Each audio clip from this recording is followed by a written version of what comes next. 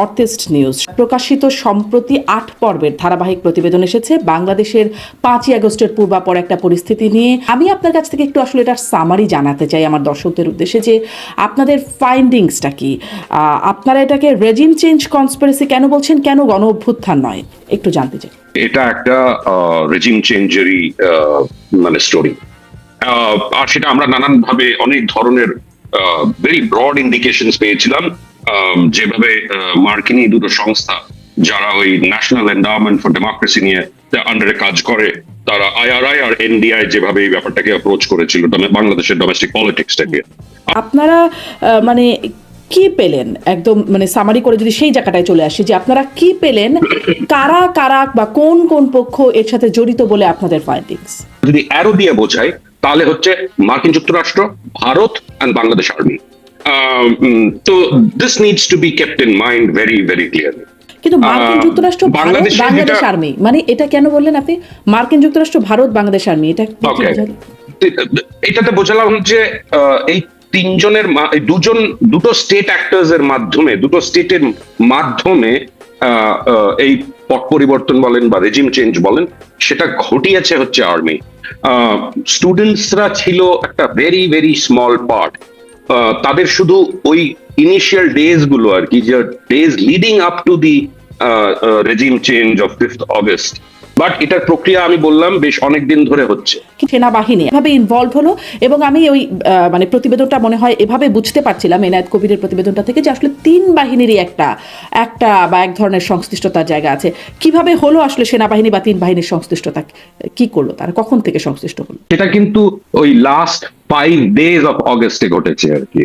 তো যেভাবে এনায়েত ভাই এই জিনিসটার বর্ণনা দিয়েছেন আর কি, যে কারা কারা ইনভলভ ছিল, কোন কোন অফিসার্স ইনভলভ ছিল এই প্রেশারটাকে ইনক্রিজ করানোর জন্য, আর exactly what happened on the 4th of August. Last মোমেন্টে গিয়ে 4th অফ অগস্টে লেট ইন দ্য নাইট উনি ডিসক্রাইব করে বলেছেন যে টেলিকনের মাধ্যমে কিন্তু অনেকগুলো টপ জেনারেলসরা এই ডিসিশনটা নিয়ে ফেলেছিল। আর 5th অফ অগস্টে কিন্তু এন্টায়ার ডে ওয়াকারুজ্জামান কিন্তু গণভবনে যাননি। গণভবনে শুধু দুজন অফিসার ছিল সিনিয়র, একজন ছিলেন এসএসএফ এর যে chief mister major general Nazmul Hasan, আর ছিলেন শেখ হাসিনার military secretary major general Kabir Ahmed. তাছাড়া আরেকজন ব্রিগেডিয়ার ছিলেন। হাউএভার ওই দিন 5 তারিখে কিন্তু একটা কিছু ইম্পর্টেন্ট আওয়ামী লীগ নেতারা এসেছিলেন ওখানে, তাদের নিয়ে কিন্তু হয়তো একটা বৈঠকও হয়েছিল ওখানে। But I think by that time the army had completely removed itself from to provide any kind of bulwark against what was coming আর কি। তো সেটা উনি যেটা বর্ণনা দিয়েছেন, দ্যাটস ফ্যাসিনেটিং, যে ওনাকে কিভাবে হেলিকপ্টারে তোলা হলো, মানে কারা কারা ছিলেন ওই মুহূর্তে যখন ওনাকে হেলিকপ্টারে নিয়ে যাওয়া হলো, বা ওই পয়েন্টে নিয়ে যাওয়া হলো যেখান থেকে হেলিকপ্টারটা এয়ারবেস অব্দি গেল, যেখান থেকে উনি C-130 করে ভারতে এলেন। তো আমার মনে হয় যে আর্মি যেটা অ্যাচিভ করতে পেরেছে আর কি, সেটা হলো যে এটা রিলেটিভলি ব্লাডলেস অগস্ট 5th হয়েছিল আর কি, নইলে কিন্তু অনেক ধরনের অঘটন সেখানে ঘটতে পারতই।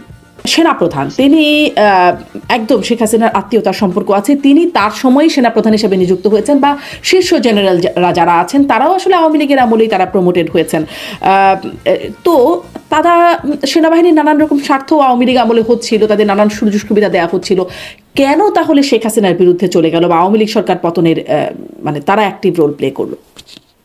আমার মনে হয় যে এখানে আমাদের শুধু লোকাল মানে এই রিজিওনাল জিওপলিটিক্স দিয়ে গিয়ে আমাদের বাইরের দিকে যেতে হবে।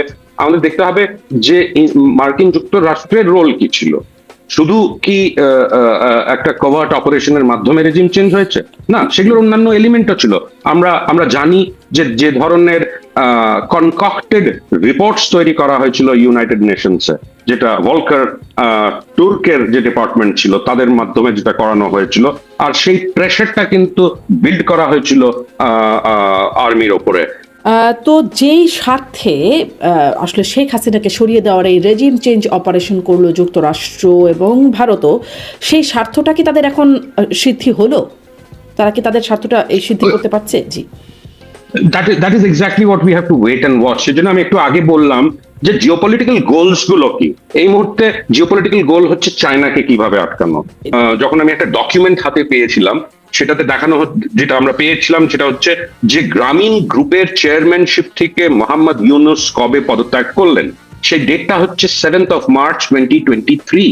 এই অর্ডারটা ওদের অফিস থেকেই বার করা হয়েছিল, আর ওনার জায়গা উনি স্টেপ ডাউন করার পরে 3জন কো চেয়ারপারসনকে অ্যাপয়েন্ট করা হয়েছিল। তো আর ওই কো চেয়ারপারসনের মধ্যে একজন ছিলেন যে ভদ্র মহিলা, যিনি হেলথ অ্যাডভাইজার হয়েছিলেন পরে, নূরজাহান বেগম। তো that was the first indication, first document.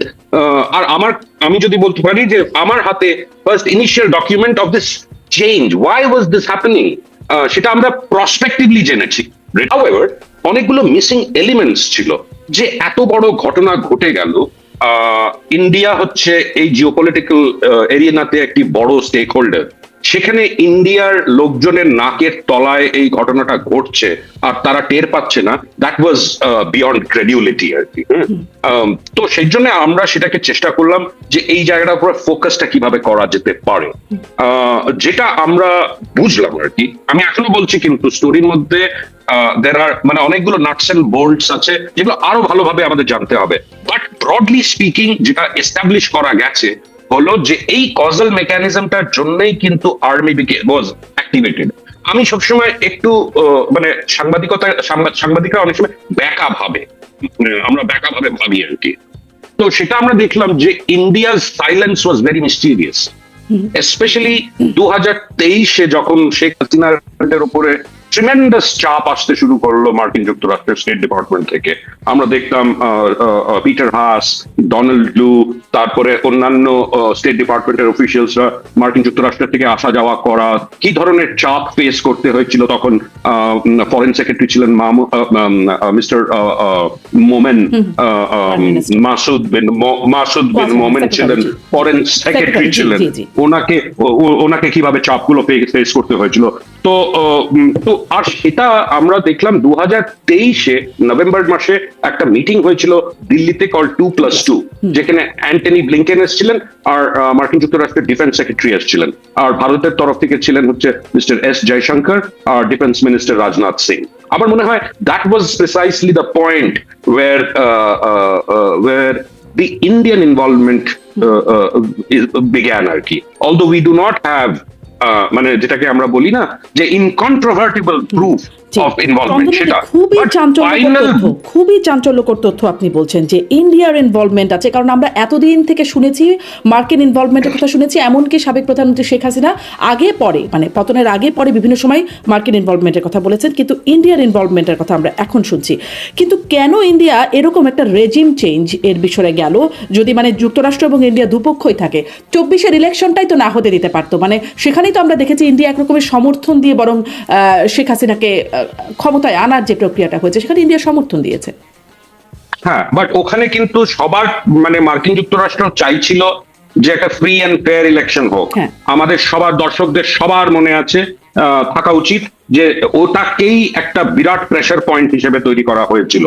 তারপরে বিএনপি সেই ইলেকশনে পার্টিসিপেট করলো না, যোগ দিল না, and we know the murky election আর তার একটা কোয়েশ্চেনেবল আউটকাম। সুনির্দিষ্টভাবে আর্মির ইনভলভমেন্ট আপনার কাছে জানতে চাই, কিন্তু আমার ওই প্রশ্নটা আরেকটু আমি বুঝতে আরেকটু চাই যে মানে ভারত এবং যুক্তরাষ্ট্র দুই পক্ষই যদি চাইতো 24-এর নির্বাচনটাকেই তো মানে তারা যদি সমর্থন না দিত, বাংলাদেশে তো নির্বাচনের যেখানে কোনো দলই মোটামুটি অংশগ্রহণ করছে না, বলা হচ্ছিল আমি দামি নির্বাচন, আওয়ামী লীগ এবং আওয়ামী লীগ আর জাতীয় পার্টির একটা মানে একটা দেখানো নির্বাচন হচ্ছিল, তখন তো মানে ভারত এবং যুক্তরাষ্ট্র যদি বিশেষত যদি ভারত সমর্থন না দিত তাহলে যুক্তরাষ্ট্র সমর্থন দিচ্ছিলই না, তাহলে তো নির্বাচনটাকে একরকমের ঠেকানো যেত বা অংশগ্রহণমূলক করবার একটা প্রক্রিয়া শুরু করা যেত। কিন্তু তখন সেটা না করে আমার মনে হয় যে মানে too much water had already flown. বাংলাদেশের মধ্যে যেই রোলটা আর্মি হিস্টোরিক্যালি প্লে করেছে at very critical moments, কিন্তু army has got deeply involved in politics, but this was something more. This was more than politics because the army had taken part in almost a geopolitical decision. And therefore কেন US এবং ইন্ডিয়ার ইন্টারেস্টের বিপরীতে হয়ে যাচ্ছিল? কেন মানে কি হচ্ছিল যেটা ইউএস because she had মানে যেভাবে উনি টুয়ার্ডস চায়না ঘেঁষতে শুরু করেছিলেন, জি রাইট, তো that was the whole idea. সেটা কিন্তু আমরা এখন অব্দিও দেখে যাচ্ছি in some form of the other, in many ways. Mister Khalilur রহমানের অ্যাকসেপ্টেন্স অ্যাজ বাংলাদেশের ফরেন মিনিস্টার মানে এই যে টেকনোক্র্যাট কোটাতে ওনার যে ট্রাভেল গুলো হচ্ছে, উনি যে দিল্লি এলেন, it is a continuation, it's almost an epilogue to the book, যদি আমরা সেভাবে বলতে চাই আর কি। জি, তাহলে এইখানে একটু সামারি করি যে যেটি এতদিন পর্যন্ত মনে হয়েছে, বা তখন নির্বাচনের আগেও 24-এর নির্বাচনের আগেও আমরা ওবায়দুল কাদেরের কাছে শুনেছি, আওয়ামী লীগের সাধারণ সম্পাদক, যে দিল্লি আছে, আমরা আছি, দিল্লি আছে, তলে তলে সব ঠিক হয়ে গেছে। আসলে তলে তলে সব ঠিক হচ্ছিল না তাদের জন্য, বরং ভারতকে দেখা যাচ্ছিল সমর্থন বা ব্যাক করছে, যেটা আসলে মনে হচ্ছিল আসলে ভারত ঠিক সেই ভূমিকায় ছিল না। ভারত বরং যুক্তরাষ্ট্রের সাথে একটা এই রেজিম চেঞ্জ অপারেশনের একটা পরিকল্পনা ভেতরে। এই যে ভারতের যে কমপ্লিট সাইলেন্স যখন এই পতন হলো, isn't that an indication যে something is very very amiss? এত বড় ঘটনা ঘটে গেল বাংলাদেশের ওপরে, এত মানে একটা ডেমোক্রেটিক, একটা মোটামুটি ডেমোক্রেটিক জায়গাতে যে এসছিল, ঠিক আছে, অনেক ভুল করেছে Awami League as a party 2014 থেকে আমাদেরকে আসছে সেটা, তো বাট পলিটিক্যাল, জিওপলিটিক্যাল বা ইন্ডিয়ান ইন্টারেস্টটা সার্ভ করছিল হয়তো, but it was not serving the American interest. আচ্ছা, -2 কথা আসছে, আবার -2 এ -1 হয়ে গেল, মানে আর বেগম জিয়া তো আসলে বৃদ্ধ অবস্থায় ছিলেন, তিনি মারা গেলেন, মানে -2 কমপ্লিট হয়ে গেল। তাহলে যেই ফর্মুলাটা ছিল সেটা কি কমপ্লিট হয়ে গেল? না, আমি এখনো বলবো না -2 কমপ্লিট হলো। আমরা তো তারেক রহমানকে দেখছি পাওয়ারে আছে, but is Tarique Rahman proving to be an effective prime minister? Lots of questions.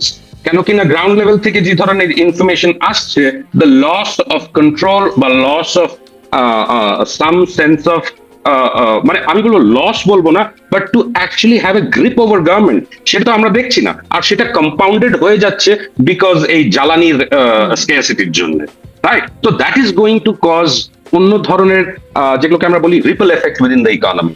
তো সেগুলোকে কন্ট্রোল করার মতন ক্ষমতা কি এই সরকারের আছে? তাহলে কি তারেক রহমানকেও মাইনাস করার একটা প্রক্রিয়া এখনো চলমান? Maybe, we don't know how. আমরা তো সেটা তার কোনো সাইন্স এই মুহূর্তে দেখতে পাচ্ছি না। খালি দ্য ওনলি ইন্ডিকেশন ইজ গভর্নমেন্টের যেই ধরনের গভর্নমেন্টের কন্ট্রোল থাকা উচিত ছিল একটা সো কল্ড ইলেকশনের পরে। This was not an inclusive election, however an election that is reasonably accepted by people in Bangladesh. আমি একটু এটা চাই যে আমি ওই প্রতিবেদনটা পড়ছিলাম, এনায়েত কবিরের প্রতিবেদনের মধ্যে দেখছিলাম যে সরকারের ভেতরেও আসলে কারা কারা জড়িত, তার মধ্যে নাম উঠে এসেছে সাবেক প্রধানমন্ত্রীর প্রেস সচিব সাংবাদিক নাইমুল ইসলাম খানের কথা, যে তিনি সরকারের ভেতরকার ইনফরমেশন দিচ্ছিলেন। তিনি এখন কোথায় আছেন সেই বিষয়ে জানা গেছে কিনা এক, এবং আপনারই একটা প্রতিবেদন এর আগে ছিল যে সেখানে সরকারের 3 জন মন্ত্রীর সংশ্লিষ্টতার কথা আপনি উল্লেখ করেছিলেন। আপনি বলেছিলেন মানে মন্ত্রী পদমর্যাদার সালমান এফ রহমান, সাবেক প্রধানমন্ত্রীর উপদেষ্টা, সাবেক আইনমন্ত্রী আনিসুল হক এবং সাবেক তথ্য প্রতিমন্ত্রী মোহাম্মদ এ আরাফাত। আসলে তাদের সংশ্লিষ্টতা কিরকম আপনার কাছে মনে হয়েছে?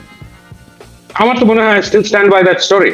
আর যেটা এনায়েত কবির মেনশন করেছেন, he is a very responsible journalist.